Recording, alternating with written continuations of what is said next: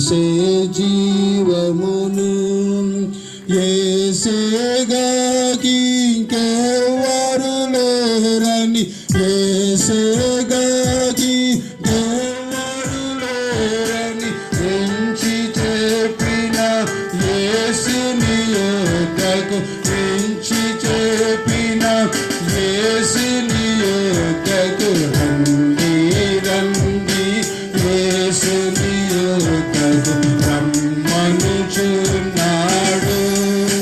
రండి రండి యేసుని యొద్దకు రమ్మనుచున్నాడు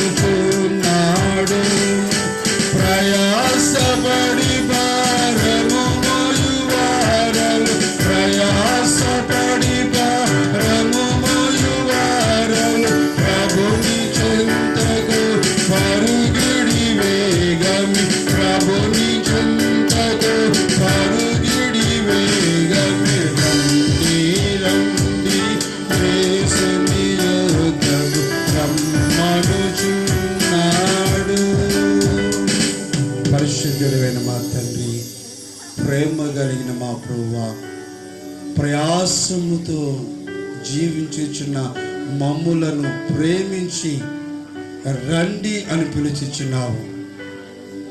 నీవే మార్గము సత్యము జీవమునైనా మా ప్రభువా, నీ యందు విశ్వాసముతో నీ యొద్దకు రావటానికి మా హృదయములను తెరవండి నైనా, మా మనోనేత్రమును వెలిగించండి. నీ దాసుడను ప్రభువా, నీ సువార్త చెప్పటానికి నన్ను నిలబెట్టుకున్నావు. నా మాటలు కాదు, నీ మాట బోధించుచుండగా వినిచిన వారి హృదయము యేసు నామములో తెరవబడును గాక. వినిచిన వారి నేత్రములు యేసు నామములో తెరవబడును గాక. వాక్యము వినుట వలన వారిలో విశ్వాసము స్థిరపరచబడి బలపరచబడును గాక. వినిచిన వారు విశ్వాసముతో నీ యొద్దకు వచ్చినట్లు పరిశుద్ధాత్మ దేవుడు కార్యము జరిగించును గాక.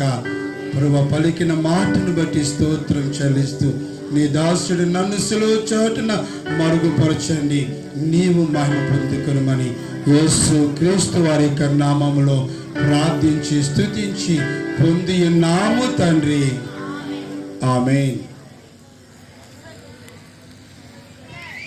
క్రిస్మస్ అంటే మనకు తెలిసినదల్లా బెత్లెహేము గ్రామంలో యేసు పుట్టాడు. ఇదొకటే మనకు తెలుసు. ఆయన పుట్టాడు కాబట్టి మనమందరము పండుగ చేసుకోవాలి. ఆయన పుట్టాడు కాబట్టి మనమందరము సంతోషించాలి. ఆయన పుట్టిన వెంటనే దేవదూతలు వెళ్ళి గొర్రెల కాపరులకి శుభవర్తమానం చెప్పి ఉన్నది. ఇదిగో ప్రజలందరికీ కలుగబో మహా సంతోషకరమైన సువార్తమానము దావీదు పట్టణమందు నేడు మీ కొరకు రక్షకుడు పుట్టి ఉన్నాడు, ఈయన ప్రభువైన క్రీస్తు. ఈ సువార్త అందరికీ సంతోషము అని మనం అనుకుంటున్నాం. ఆనాడు నక్షత్రము ఉదయించింది. ఆ నక్షత్రంను చూచి జ్ఞానులు వచ్చినారు. ఆ నక్షత్రం నడిచింది. ఆ నక్షత్రం యొక్క అడుగు దాడులలో ఆ జ్ఞానులు నడిచారు, శిష్యువును చూచారు. వారు అత్యానందభరితులై వారు తమ కానుకలను సమర్పించారు అని మనం తెలుసుకుంటున్నాం. ఇంతవరకే మనకు తెలిసిన సంగతి అని. కానీ ఈరోజు నా ప్రియ స్నేహితులారా, 3 మర్మములను నేను మీకు జ్ఞాపకం చేస్తాను. బెత్లెహేము గ్రామములో ప్రవచనముల యొక్క నెరవేర్పుగా యోసేపు మరియమ్మలకు పరిశుద్ధాత్మ ద్వారా గర్భము ధరించబడి కుమారుడు కలిగిన ఆ యేసుక్రీస్తు సామాన్యుడు కాదు. ఆ యేసుక్రీస్తు ఇంకా బాలుడిగా లేదు. ఆ యేసుక్రీస్తు ఆయన పశువుల పాకలో పరుండబెట్టారు, సత్రంలో స్థలము లేక.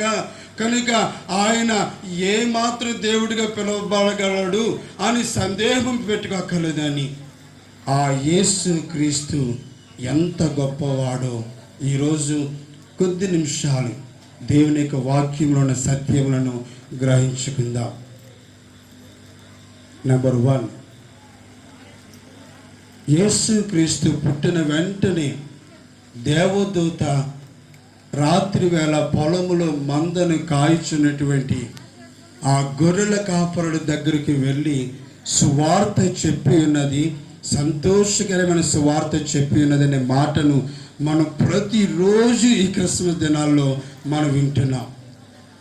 ఆ మాటలు బట్టి మనం నిజమే, ఒకవేళ ధ్యానించిన మాటను బట్టి ఆ మాటలన్నీ సత్యమే. నేను వాటిని గురించి నేనేమి మాట్లాడతా లేదండి, లేక విమర్శించడం లేదు. గొర్రెల కాపరుల దగ్గరికి వెళ్ళినది దూత, అక్కడికి వెళ్ళిన వెంటనే వెలుగు ప్రకాశించినది, వారు భయపడ్డారు. దూత భయపడకూడని చెప్పినది, సంతోషకరమైన సువార్త చెప్పినది. దావీదు పట్టణమందు మీ కొరకు రక్షకుడు పుట్టినాడు, ఆయన యేసుక్రీస్తు అని చెప్పినదని అందులో ఉన్న మరొక భావము నేను మీకు జ్ఞాపకం చేస్తాను. ఎందుకంటే నాకు ఒక మ్యాగజైన్ వస్తుంటుందని, ఇజ్రాయెల్ టుడే అనే మ్యాగజైన్ వస్తుంటుంది. ఆ మ్యాగజైన్లో నేను ఆ సంఘటన గురించి చదివినప్పుడు నేను చాలా ఆశ్చర్యపడినటువంటి సంగతి అనేది. ఇంతవరకు నేను కూడా అటువంటి గ్రహింపు నాకు రాలేదు.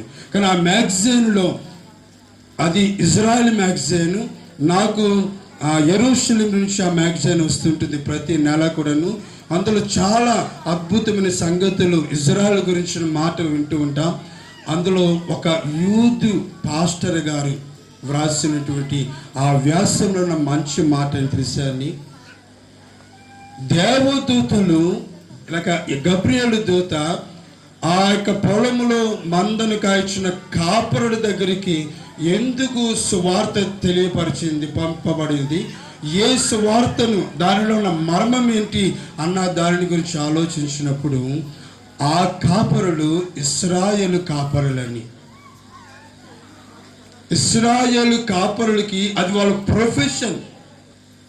అందుకే యాకోబు ఐగుప్తు దేశానికి వెళ్ళినప్పుడు యోసేపు గారు నాన్నగారికి చెప్తాడు, నాన్న ఫరో మిమ్మల్ని ఏం చేస్తున్నారని అడిగితే ఈ మాట చెప్పండి, మీరు ఇశ్రాయేలు యొక్క ప్రొఫెషన్, వారి యొక్క అత్యున్నతమైన వృత్తి కాపరత్వం, గొర్రెలను కాయడం అని.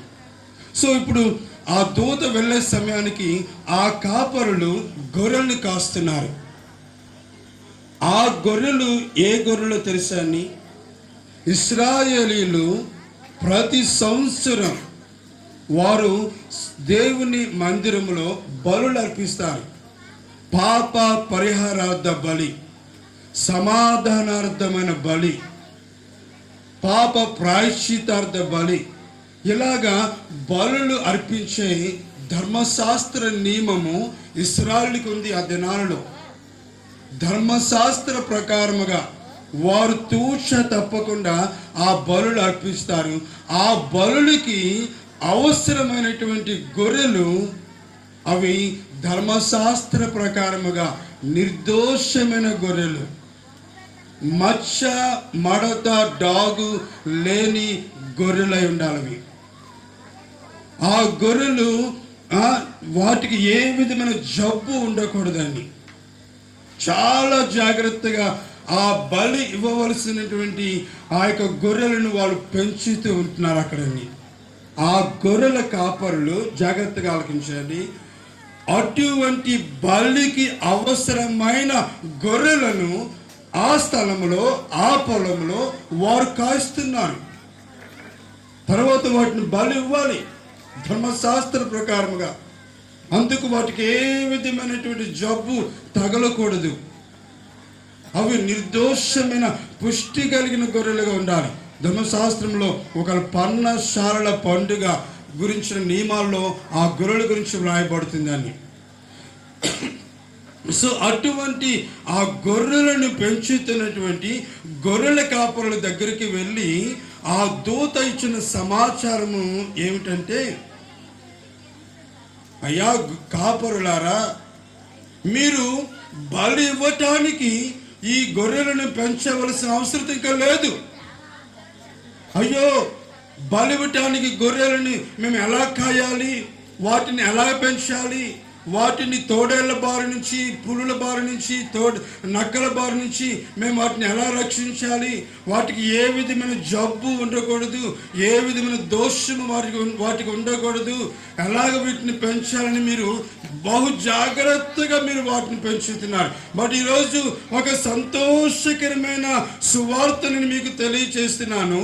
బలికి అవసరమైన గొర్రెలను మీరు పెంచి వాటిని పాప పరిహారార్థ బలిగా, సమాధానకరమైన బలిగా, ప్రాయశ్చిత్తార్థమైన బలిగా, ఇంపైన సువాసన బలిగా మీరు దేవునికి అర్పింపవలసిన అవసరం లేదు. మీకు ఒక స్వతంత్రత మీకు ఇవ్వబడుతుంది. ఎందుకంటే మీరు పెంచుతున్న ఈ గొర్రెలన్నిటికీ బదులుగా ఒక గొర్రె దావీదు పట్టణంలో పుట్టినది. ఆ గొర్రె ఈ లోకంలో ఉన్న ప్రజలందరి కొరకు పాప పరిహారార్థ బలిగా వేలాడబడబోతుంది. ఇక మీకు ఈ గొర్రెలను పెంచుకునవలసిన అవసరం లేదు. ఈ గొర్రెలన్నిటికీ, ఈ పాప పరిహారార్థమైన బలులన్నిటికీ ప్రతిగా ఆయన బలిగా చేయబడుతున్నాడు. అందుకని రక్షకుడు, ఆయన పేరు యేసుక్రీస్తు. ఈరోజు క్రిస్మస్లో ఉన్న మర్మం ఏంటంటే ఆయన బలిని కోరటం లేదని, ఆయన ఈ లోక సంబంధమైనటువంటి అర్పణలు ఆయన కోరటం లేదు. వీటన్నిటికీ బదులుగా ఆ యేసుక్రీస్తు వారు సిలువలో బలి పశువుగా బలి చేయబోతున్నాడు. అందుకు ఆయన ఈ బెత్లెహేము గ్రామంలో రక్షకుడిగా పుట్టినాడని, అది సంతోషకరమైన సువార్త. నమ్మిన వారు గట్టిగా చెప్పలు కొట్టండి. ఆ సువార్త ఆ గొర్రెల కాపరులకు అందించాడు గబ్రియేలు దూత. అందుకే ఆ వార్త విన్న వెంటనే వారి హృదయం పొంగింది, వారిలో సంతోషం వచ్చింది. అరే, ఈ సంగతులు దూత మనకు చెప్పింది కాబట్టి ఈ గొర్రెలన్నిటికీ బదులుగా ఒకే ఒక గొర్రె వధించబడబోతుంది. ఆయన రక్షకుడిగా బెత్లెహేములో పుట్టినాడు, రారా వెళ్ళి చూద్దాం. అది సంతోషంతో వెళ్ళారండి. ఎందుకంటే అందరి పక్షముగా బలి చేయబడబోతున్నాడు యేసుక్రీస్తు అనే సత్యమని. ఈరోజు నా ప్రియ స్నేహితులారా, ఆ యేసుక్రీస్తు గురించి అందుకే యోహాను సువార్తలో బాప్తిస్మిచ్చి యోహాను ఆయన ఇంట్రడ్యూస్ చేస్తున్నారు. ఇదిగో లోక పాపమును మోసుకుని పోవు దేవుని గొర్రె పిల్ల, వడ్రంగి వాని కుమారుడు కాదైనా. యూదయ బెత్లెహేము అనే గ్రామంలో పుట్టినప్పుడు స్థలం లేక పశువుల పాకల పెట్టిన ఏదో పేదవాడు, భేదవాడు, ఏమి లేనివాడు కాదైనా.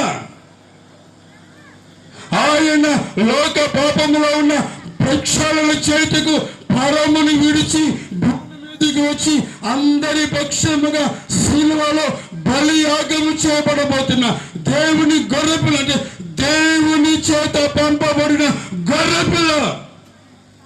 ఆయన యందు మీరు విశ్వాసం ఉంచండి. ఇది క్రిస్మస్ యొక్క మొదటి మాటని. నా ప్రియమైన దేవుని బిడ్డలారా, యేసుని బాలుడుగా చూడవద్దని, ఆ యేసయ్య గొర్రె పిల్లగా అందరి కొరకు సిలువలో బలియాగం చేయబడ్డాడు. సిలువలో ఆయన ఎలా బలియాగం చేయబడ్డాడు మనకు తెలుసు కదా. అందుకే అక్కడ యెషయా భక్తుడు అంటాడు, గొర్రె బొచ్చు కత్తిరించే వాని ఎదుట గొర్రె మౌనముగా ఉన్నట్లు ఆయన మౌనముగా ఆ బాధనంతా అనుభవించాడండి. ఆ గొర్రె పిల్లగా వచ్చిన యేసయ్య ఏ రోజైనా ఎవరి మీదైనా కక్ష కట్టినట్టుగా, ఎవరి మీదైనా కోపపడినట్టుగా కానీ, లేక ఎవరినైనా పాపి అన్నట్టుగా మనం బైబిల్లో చూడగలమా? నెవర్. ఆ గొర్రె పిల్ల చావటానికి వచ్చింది, చావటం కొరకే తన ప్రాణములు సమర్పించుకుంది అన్న మాట ప్రకారంగా సిలువలో చచ్చిపోయిందండి ఆ గొర్రె పిల్ల.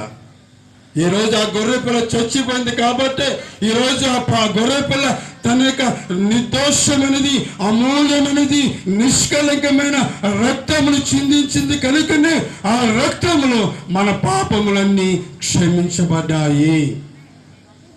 రెండో మాటకి తీసుకెళ్తాను. కొద్ది కాలమైంది ఆయన యూదయ బెత్లెహేములో జన్మించి.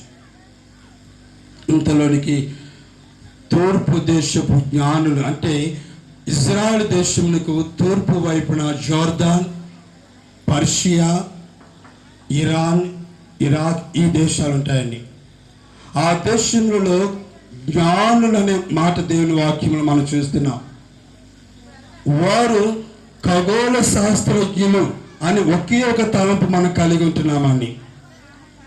మంచిది, ఖగోళ శాస్త్రజ్ఞులు వారు కూడా వారు ఆకాశంలో ఉన్న అంతరిక్ష ఆ కదలికలను ఆ మార్పులన్నీ ఎప్పటికప్పుడు వాళ్ళు పరిశోధిస్తూ ఉంటారు.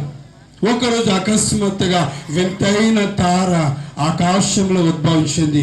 వెంటనే వారు పరిశోధించారు. ఈ అద్భుతమైన తార ఎందుకు ఇక్కడ ఉద్భవించింది అని పరిశోధించి అక్కడ మత్తయి సువార్త 2వ అధ్యాయం 1వ వచనం ఉంటుంది. యెరూషలేమునకు వెళ్ళి రాజైన హేరోదును కలుసుకున్నారు.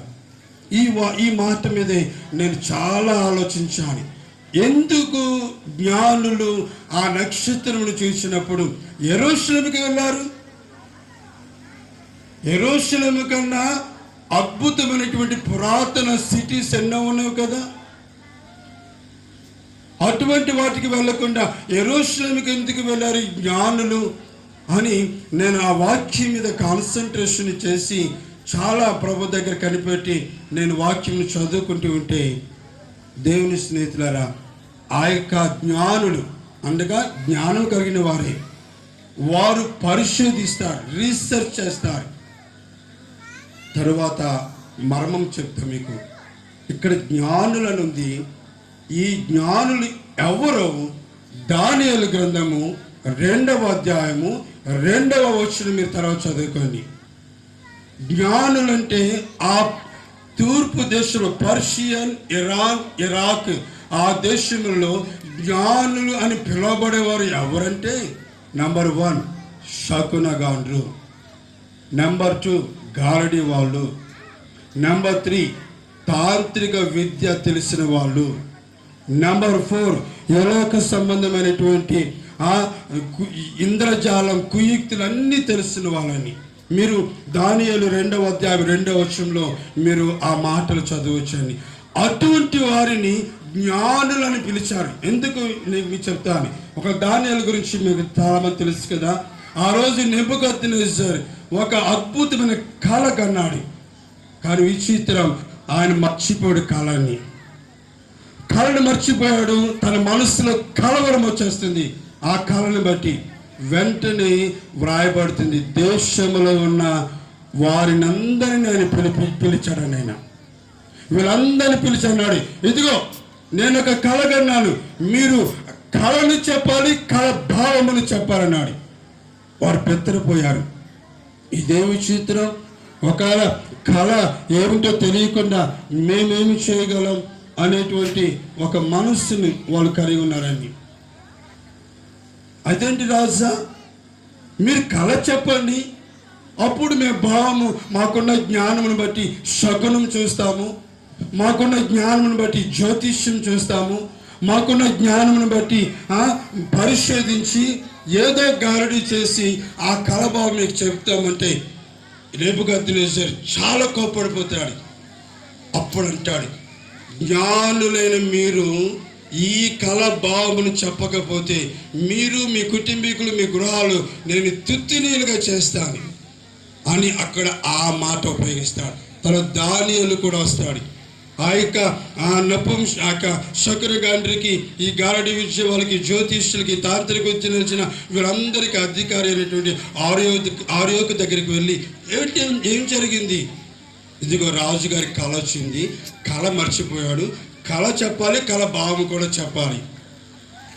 అప్పుడు దానియేలు అన్నాడు, మీరేమి కలవర పడద్దు, ఆ యొక్క జ్ఞానులను మీరేమి చేయొద్దు, వారిని నాశనం చేయొద్దు, వారిని చంపొద్దు, వారి కుటుంబాలని, వారి గృహాలను నాశనం చేయొద్దు, నాకు సమయం ఇవ్వండి, నేను ఆ కళను, కళ భావాన్ని కూడా చెప్తాను. సో ఆ వాక్య భాగం 2వ అధ్యాయంలో జ్ఞానులంటే శకునగాండ్రు, తాంత్రిక విద్య తెలిసిన వాళ్ళు, జ్యోతిష్కులు, గారడి విద్య కలిగిన వారు.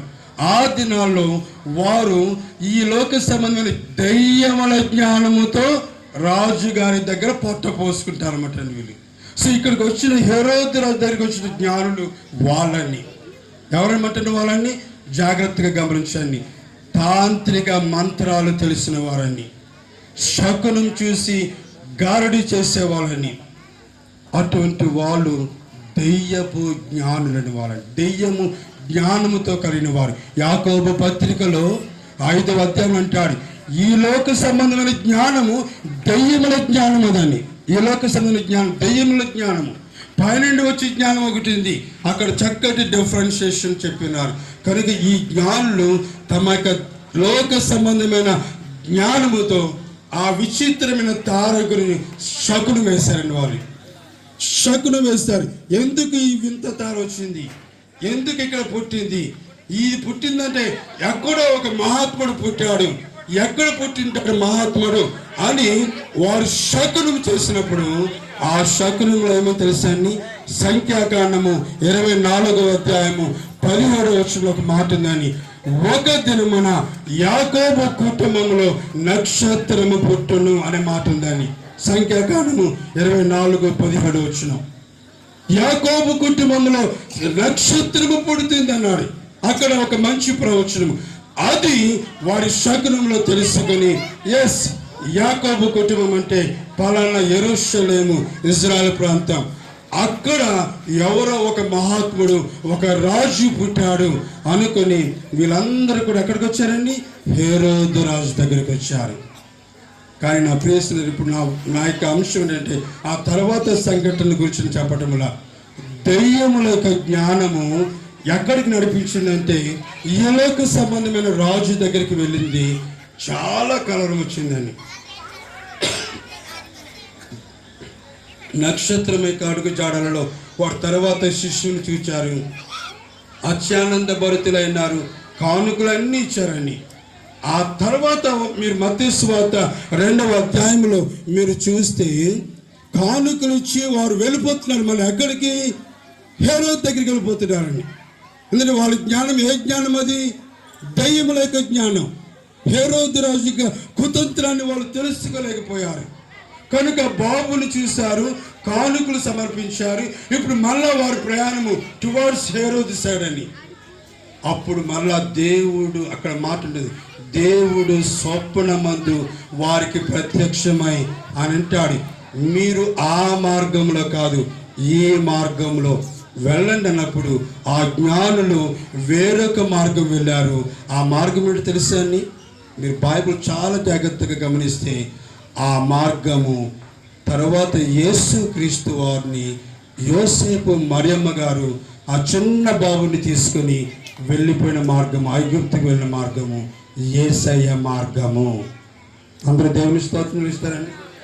ఈ లోక జ్ఞానము కలవరాన్ని రేపి, ఈ లోక జ్ఞానము హెరోదుని కలవరముతో నింపి ముక్కు పచ్చలారనేటువంటి 2 సంవత్సరాల బిడ్డలని చంపించేశాడు.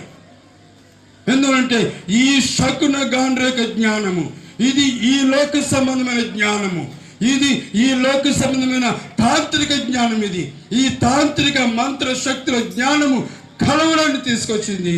అందుకే ప్రభువుని చూచిన తర్వాత వారి గమ్యము మారిపోయిందని.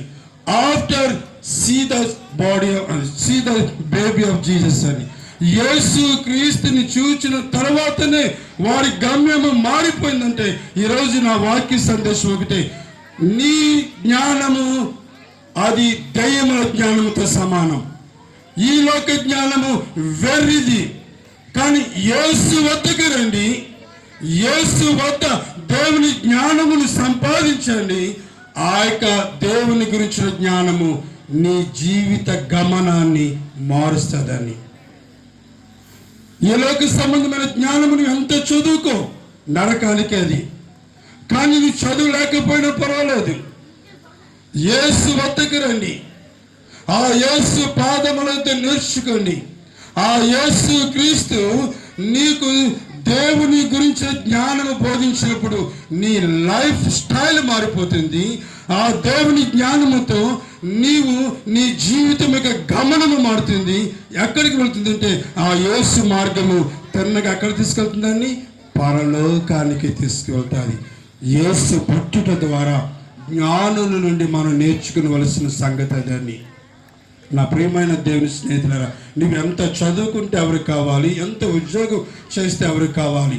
అందుకే ప్రభు అన్నాడు, ఒకడు లోకమంతా సంపాదించుకొని వాడు తన ప్రాణమును పోగొట్టుకుంటే వాడికి ఏ లాభము? నీవెంత చదువుకోవచ్చు, కానీ దేవుని గురించిన నిజమైన జ్ఞానము నీవు తెలుసుకోలేకపోతే నీ జీవితము సున్నా. నీవు చదువుకుని నీ చదువు 60 సంవత్సరాలు రిటైర్మెంట్ అయినంత వరకే, తర్వాత ఎందుకు పనికిరాదని. కానీ దేవుని గురించిన జ్ఞానము పరలోకానికి నడిపిస్తుంది. నమ్మిన వారు దేవుని సన్నిధిలో చప్పట్లు కొట్టి దేవుని స్తోత్రం కలుద్దాం.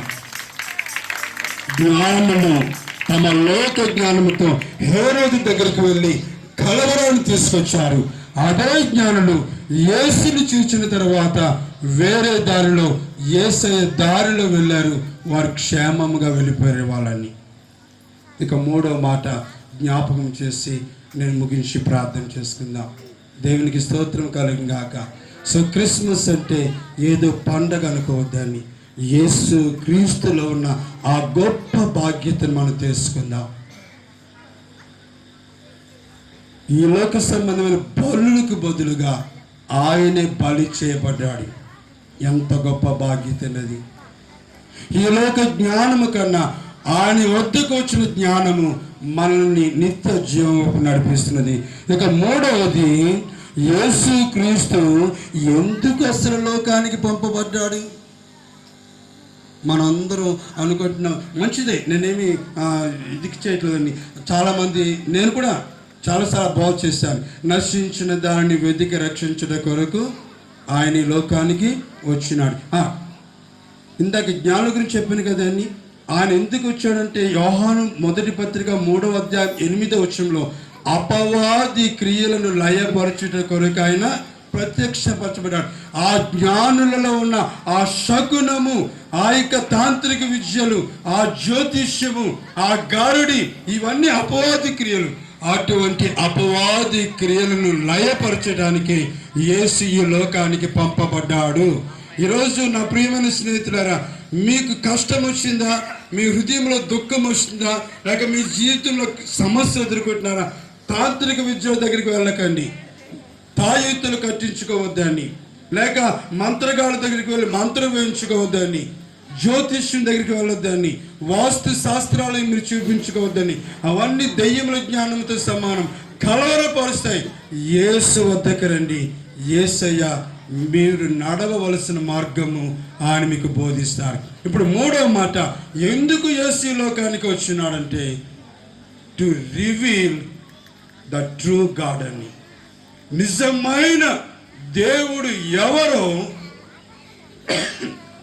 లోకానికి ప్రత్యక్షపరచటానికి తండ్రిని దేవుడు యేసుక్రీస్తుని లోకానికి పంపించినారని. యోహాను రాసిన మొదటి పత్రిక 5వ అధ్యాయము 20వ వచనం మీరు తర్వాత చదువుకోండి. యోహాను రాసిన మొదటి పత్రిక 5వ అధ్యాయం 20వ వచనంలో ఉంది మాట. ఏమిటంటే, తండ్రి అయిన దేవుడు కుమారుడైన యేసుక్రీస్తు వారిని ఈ లోకమునకు పంపించటంలో ఉన్న ఉద్దేశము లోకమునకు నిజమైన సత్యవంతుడైన దేవుని చూపించటానికని. మనుషులకి ఇప్పటికీ తెలియట్లేదు who is the true God. ఎవరిని అడిగినా సరైన సమాధానం ఎవరు చెప్పటం లేదని. తెలియదు వాళ్ళకి, వాళ్ళు పాపం అమాయకులను అనుకోవాలని.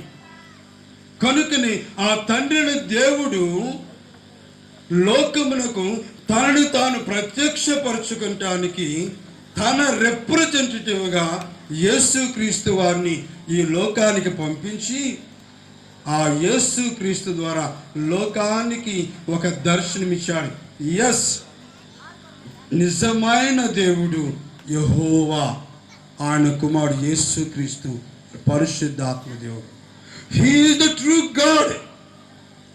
ఏ విధముగా కుమారుడు ద్వారా ఆ మాటను తండ్రిని దేవుడు నిరూపించున్నాడు? ఆయన పశువుల పాకల పుట్టటమే నిజమైన దేవుడిని చూపించే మొదటి ప్రక్రియ. దేవుళ్ళు అనుకునే వాళ్ళు నా యొద్దకు రండి, వస్తున్నప్పుడు ఒట్టి చేతులతో రావద్దు, ఏదో తీసుకురండి అనే మాట పలుకుతుంటారు. కానీ ఈ ప్రభువైన యేసుక్రీస్తు వారిని గురించి జకర్యా ప్రవక్త, అంటే ప్రవక్త కాదు, జకర్యా, లూకా సువార్త 1వ అధ్యాయంలో ఆ యాజకుని జకర్యా పరిశుద్ధాత్మతో నింపబడి ఆ లూకా సువార్త 1వ అధ్యాయం 68వ వచనం అంటాడు, పరిశుద్ధాత్మ పూర్ణుడై ఆయన తన ప్రజలకు దర్శనమిచ్చి వారికి విమోచన కలుగ చేశాను. ద ట్రూ గాడ్, నిజమైన దేవుడు. నా ప్రియమైన స్నేహితులారా, ఇది నా మాట కాదని, జీవితంలో మార్చగలిగిన బైబిలులో యేసుతో అత్యంత సన్నిహితమైన శిష్యుడు యాకోబు ద్వారా, యోహాను ద్వారా యేసుక్రీస్తుని గురించిన ప్రత్యక్షత అని. ఏమిటి నిజమైన దేవుడు? యేసుక్రీస్తు ద్వారా తెలియపరచబడినది. నిజమైన దేవుడు ఆయనే ప్రజల దగ్గరికి వస్తాడు, ప్రజలకు దర్శనమిస్తాడు, దర్శనమిచ్చిన ఆయన ఆ ప్రజలకు విమోచన కలుగ చేస్తాడని. ఆయన అగాపే ప్రేమ, ఏ విధమైన షరతులు లేని ప్రేమతో మన దగ్గరికి వచ్చాడు యేసుక్రీస్తు అని. అందరూ దేవుని గట్టిగా స్తోత్రం చేద్దామని. ఆయన రాజులుగా ఏదో సింహాసనం మీద కూర్చోలేదు. ఆయన భూమి మీదకి తన యొక్క ప్రభువును విడిచిపెట్టాడు, తన సింహాసనాన్ని విడిచిపెట్టాడు. మన వద్దకు, మన కళ్ళ ముందుకి, మన దగ్గరికి ఆయన వచ్చి, ఎస్ ఐ యామ్ జీసస్, నేను యేసుక్రీస్తుని, ఇదిగో మీకు దర్శనమిచ్చి నా రక్తము ద్వారా మీ పాపముల నుండి మీకు విమోచన కలుగ చేస్తున్నానని దేవుని గురించి నిజమైన ప్రత్యక్షత ఈ జననములోని మనం ముందు చూస్తున్నామని. ఏ దేవుని గురించి నా మాట ఉందా? ఆలోచించండి. యేసు ఒక్కడే ప్రజల యొద్దకు వచ్చి వారికి దర్శనమిచ్చి వారిని విమోచించిన వాడు. నెంబర్ 2 పాయింట్ చెప్తాను. నిజమైన దేవుడు ఎవరు అని ఒకవేళ ఇంకా సంశయిస్తే, ఈరోజు నిజమైన దేవుడు యేసు క్రీస్తు అని చెప్పడానికి ఆయనలో ఉన్న ప్రేమేని, ఆయనలో ఉన్న ప్రేమే. అనేక సార్లు మనుషులు పాపము చేసి ఆ దేవాది దేవుని ఆయాసపడుతున్నారు. ఆ దేవాది దేవుడు ఎటువంటి వాడు? తన స్వరూపంలో మనలను నిర్మించుకుని నాడు. We are the image of God. మనం ఎవరు మేనమామ పోలిక, తాత పోలిక, అమ్మమ్మ పోలిక కాదని, మనము దేవాది దేవుని పోలిక అయి ఆయన చేతులతో నిర్మించబడిన వారు మనం. ఆయన అంటున్నాడు, దేవుడు వారిని ఆశీర్వదించనని.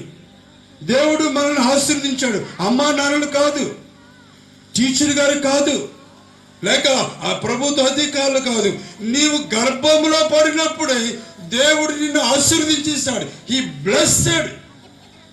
అది మనం ఇంకా గ్రహించుకోలేక మనం ఇంకా దేవుని విషయంలో ఆయాసకరమైన పనులు చేస్తున్నామని. ఏ వ్యక్తి తన చేతులతో మనం నిర్మించాడో ఆ వ్యక్తిని తిరస్కరించేశామని. ఈరోజు ఆ వ్యక్తిని మనం తిరస్కరించేశాం, ఆయననే విసర్జించేశాం. మనల్ని సృష్టించిన ఆ సృష్టికర్తని ధిక్కరించి నన్ను ఎందుకు ఇలా నిర్మించావు అని ఆయన ఎదురు తిరిగి సృష్టికర్తని బదులు సృష్టాన్ని పూజిస్తూ ఆ సృష్టికర్తకి ఆగ్రహమును, కోపమును తెప్పించాం మనం. నేనంటానుక అయినను ప్రభు నన్ను ప్రేమించాడు, అందుకే ఇంతగా నా సృష్టికర్తను నేను దుఃఖపెట్టినా, ఇంతగా నా సృష్టికర్తను నేను విసర్జించినట్లుగా మాట్లాడినను, ఇంతగా నా సృష్టికర్త యొక్క మాటను నేను తిరస్కరించిన, ఆయన నన్ను విసిరివేయక తన చేతిలో నన్ను బాగు చేసి మరలా మునుపటి ఉజ్జీవమును, మునుపటి ఖ్యాతిని ఆయన నాకు అనుగ్రహించినాడు. కారణము నన్ను ప్రేమించాడు. మిమ్మల్ని కూడా ఆయన ప్రేమించాడు. అది దేవుని యొక్క స్వభావం అని, ప్రేమ అన్నది.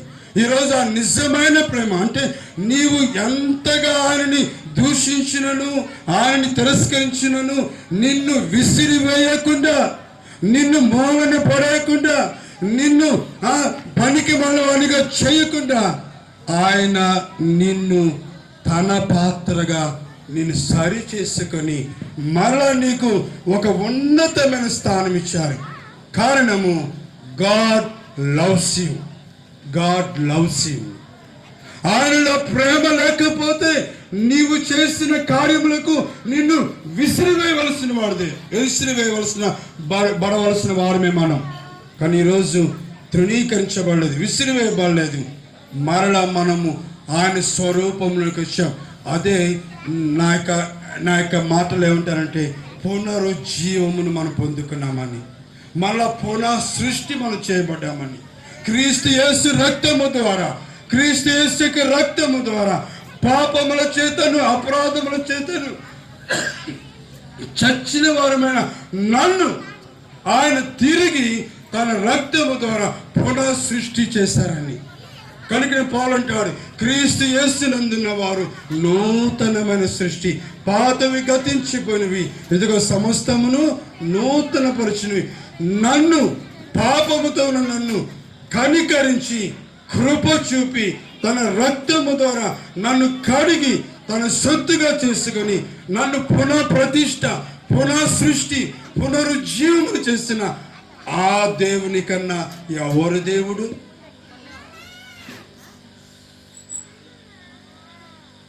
నీ యొక్క అపరాధముల చేత, పాపముల చేత చచ్చిపడున్న నీవు నరకానికి వెళ్ళాలి. అటువంటి నిన్ను నరకానికి పంపించకుండా నీకు బదులుగా నీ అతిక్రమ క్రియలను, నీ దోషములను, నీ పాపములను, నీ రోగములను, నీ శాపములను ఆయన సిలువలో తన మీద వేసుకొని నిన్ను కడిగి నిన్ను శుద్ధి చేసి తన కుమారునిగా నిన్ను స్వీకరించి పునః సృష్టి నీకు చేసి పునరుజ్జీవంతో నింపి పరలోకమునకు అర్హుడిగా నిన్ను నిలబెట్టుకున్నాడు. దేవునికి స్తోత్రం. యేసయ్యలో ఉన్న గొప్ప బాధ్యత. అందుకే నిజమైన దేవుడు యేసు క్రీస్తు, నిజమైన రక్షకుడు యేసు క్రీస్తు. ఆమె సిలువలో ఆ మరణించిన విధానం అంతా చూస్తే అందులో ప్రేమ కనబడుతుంది. కానీ నా ప్రేమను బిడ్డలారా, ఆ సిలువ వేలాడుతున్నప్పుడు ఎవరైనా మతం చూడగలరా? ఆ సిలువలో వేలాడుతున్న యేసయ్య కను దృష్టిలో మతాన్ని మీరు చూడగలరా?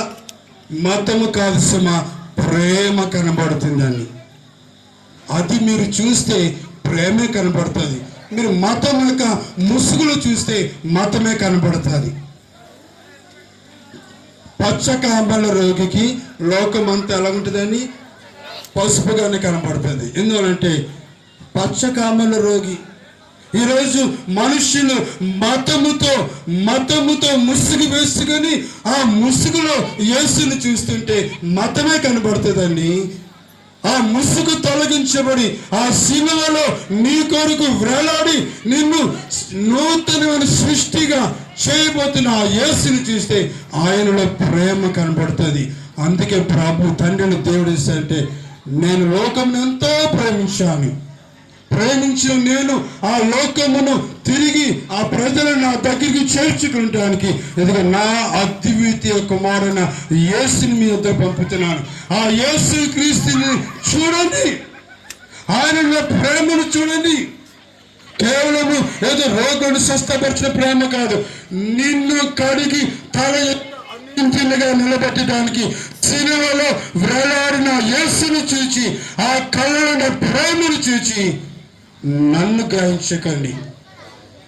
అందుకే ఆయన అన్నాడు యోహాను సువార్త 3:16, అద్వితీయ కుమారునిగా పుట్టిన వాని యందు విశ్వాసం ఉంచు ప్రతి వాడును నశింపక నిత్య జీవం పొందుకుంటున్నాడు.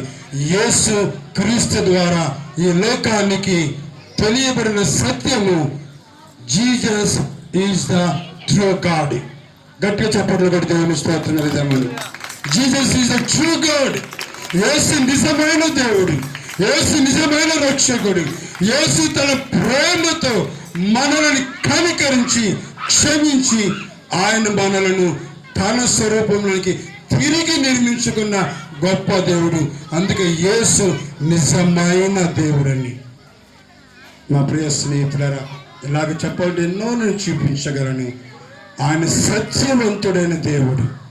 ఆయన చనిపోకముందు ఒక రోమా గవర్నర్ పిలాతు అడిగాడు, నీవు రాజువా? ఎస్, నేను రాజునే. దేనికి నువ్వు రాజు? యూదులకు రాజువా లేక దేనికి రాజు అంటే, నేను ఈ లోకానికి కాదు, యూదులకు కాదు, నేను సత్యమునకు రాజునన్నాడు.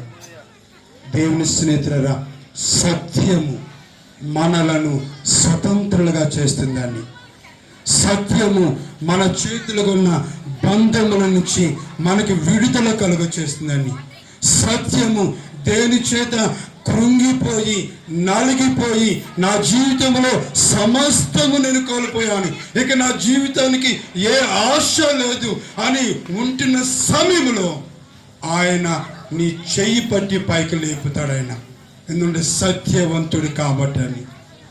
ఈరోజు నా ప్రియ స్నేహితులారా, ఈ 3 సత్యములను మీ హృదయంలో దాచుకుంటే ఒక మంచి నిర్ణయం తీసుకొని హెబ్రీ రాసిన పత్రిక 4వ అధ్యాయము 16వ వచనం చదువుకోండి. హోషేయ గ్రంథము 3వ అధ్యాయము 5వ వచనం చదువుకోండి.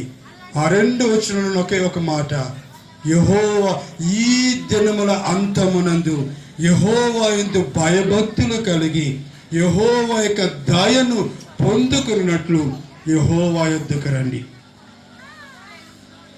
ఈ దినములు చెడ్డ దినాలని, సత్యమును అడ్డగించిన దుర్నీతి కాలం ఇది. ఇటువంటి ఈ దినాలలో నీవు దయను పొందుకోవటానికి, దేవుని యొక్క కృపను సంపాదించుకోవటానికి, దేవుని చేత కనికరించబడటానికి నీవు ఏవేవో యాగాలు చేయకలేదు, ఏవేవో పుణ్యకార్యాలు చేయకల్లా. అవన్నీ కూడా కేవలము మనుష్యులకు మెప్పు పొందటానికి నీకు కావలసినది దేవుని దయ కావాలంతే. ఆ దేవుని దయ పొందుకుంటానికి రండి రండి యేసుని యొద్దకు రమ్మను చున్నాం. రండి రండి యేసుని యొద్దకు రమ్మనుచున్నాడు. ప్రయాసపడి భారము మోయువారలు, ప్రయాసపడి భారము మోయువారలు ప్రభుని చెంతకు పరుగిడి వేగమి, ప్రభుని చెంతకు పరుగిడి వేగమి. రండి రండి యేసుని యొద్దకు రమ్మనుచున్నాడు. నా ప్రియమైన సహోదరుడా, నా ప్రియమైన సహోదరి, అటువంటి దయ కలిగిన, ప్రేమ కలిగిన మన తండ్రి అయిన దేవుని యొద్దకు తప్ప ఎవరి యొద్దకు వెళతారు? కర్ణ పిశాచాలు చూపించుకోవటానికి వెళ్దామా? సోదె చూపించుకోవటానికి వెళ్దామా? తాంత్రిక విద్య నేర్చిన మాంత్రికుల దగ్గరికి వెళ్ళి తాయితులు కట్టుకొని ఏదేదో చేసుకొని మనం విడుదల పొందాలని అనుకుంటున్నారా? జ్యోతిష్యం చూపించుకుందాం అనుకుంటున్నారా? సోది చెప్పించుకుందాం అనుకుంటున్నారా? లేక వాస్తు బాగోలేదని ఇంటిని 4 మూలల మార్చేసుకుందాం అనుకుంటున్నారా? అది ఈ లోక సంబంధమైన జ్ఞానం. అని ఈరోజు యేసు అంటున్నాడు, నా యొద్దకు రండి, నేను మీకు విశ్రాంతిని కలుగ చేస్తాను. నా యొద్దకు రండి, నేను మిమ్మల్ని బ్రతికిస్తాను. నా యొద్దకు రండి, దేవుని గురించి జ్ఞానముతో మీరు పరలోకమునకు మార్గమును మీరు సిద్ధపరచుకుంటారు. నా యొద్దకు రండి, ఇదిగో మీ ఆంతరంగంలో ఉన్న ప్రతి వేదనకరమైన పరిస్థితి తొలగించబడి సమాధానకర్తకు అధిపతి అని నేను మీకు సమాధానం ఇస్తాను. నా యొద్దకు రండి, మీరు నాకు ఇష్టలుగా ఉండండి, మీకు సమాధానం ఇస్తానని ప్రభు రండి రండి రండి అని పిలుచుచున్నాడు. ఈరోజు ఆయన పిలుపును నీవు నమ్మి విశ్వసించి ఆ యేసు వద్దకు వస్తే ఆ యేసయ్య తన కాగుటిలో నిన్ను చేర్చుకుంటాడు. హోషేయ గ్రంథము 11వ అధ్యాయంలో మొదటి వచనము 3వ వచనము చూస్తే, ఇదిగో నా కాగుటిలో నిన్ను ఉంచుకున్నవాడిని నేనే, నిన్ను స్వస్థపరచువాడను నేనే, నా ప్రేమ చేత నిన్ను నడక నేర్పించిన వాడిని నేనే, నా ప్రేమ చేత ఐగుప్తుని దాస్యము నుంచి నిన్ను నా చెయ్యి పట్టి వెలుపలికి నడిపించిన వాడిని నేనే, నా ప్రేమ చేత. హోషేయ 11 మొదటి చిన్న మాట్లాడు, నా ప్రేమ చేత ఐగుప్తుల దాస్యం నుంచి నా చెయ్యి పట్టి మిమ్మల్ని వెలుపలికి తీసుకుని వచ్చిన వాడు నేనే. ఈరోజు ఈ వాక్యము నీ హృదయంలో నీ విశ్వసిస్తే మతంలోనికి రావద్దు. మతం అనే మాట నీ జీవితం రానివద్దు. మతము కాదు మనం రక్షించేది, నిజమైన దేవుడిగా తన ప్రేమ ద్వారా లోకమునకు ప్రత్యక్షపరిచిన యేసు వద్దకు రండి. ప్రణవంశాన్ని ఎఫ్రాయిం ముగింపు ప్రార్థన చేయాలని మనం చేస్తున్నాను. ఒక్క క్షణం తరల వంచి ఆలోచించండి. గొర్రెల కాపురుల దగ్గరికి వెళ్ళి ఆ గొర్రెలకు బదులుగా ఈ గొర్రె బలి చేయబడుతుంది పాప పరిహారార్థము అని సంతోషకరమైన సువార్త చెప్పిన ఆ సువార్త ఆనాడు కాపరులు నమ్మి సంతోషించారు. What about you? నువ్వు నమ్మినట్లయితే ఆ ప్రభువునంగా ఆనందించాలి. ఈ లోక జ్ఞానము భయంకరమైనటువంటి కలవరానికి దారి తీసుకొస్తే దేవుని జ్ఞానము వారి జీవిత గమనాన్ని మార్చివేసిందని. నిజమైన దేవుడు ఎవరని ఇంకా సంశయిస్తున్నావా? సంశయించవలసిన అవసరం లేదు. నిజమైన దేవుడు యేసు క్రీస్తు ద్వారా లోకానికి ప్రత్యక్షపరచబడ్డారు. ఆ నిజమైన దేవుడు మత నాయకుడు కాదు, మత స్థాపకుడు కాదు. నిన్ను ప్రేమించి నీ పాపముల కొరకు సిలువలో బలియాగం చేయబడి నిన్ను తన కౌగుటిలోనికి చేర్చుకొని నిన్ను తన గాయముల చేత స్వస్థపరిచి నిన్ను ప్రేమతో చేర్చవలసిన ఆ నిత్య జీవమనే వాగ్దాన దేశమునకు నడిపించిన దేవుడని. ఇది నమ్మినట్లయితే ఈరోజే ఒకవేళ ఈ స్వరం ఎవ్వరు విన్నా సరే ఒక్క చిన్న ప్రార్థన మీరు చేసుకొని, యేసయ్య నా హృదయంలోనికి రండి అని దైవజనులు ప్రార్థన చేస్తుండగా మీరందరూ ఒప్పించబడి యేసుని మీ హృదయంలోనికి ఆహ్వానించుదాం.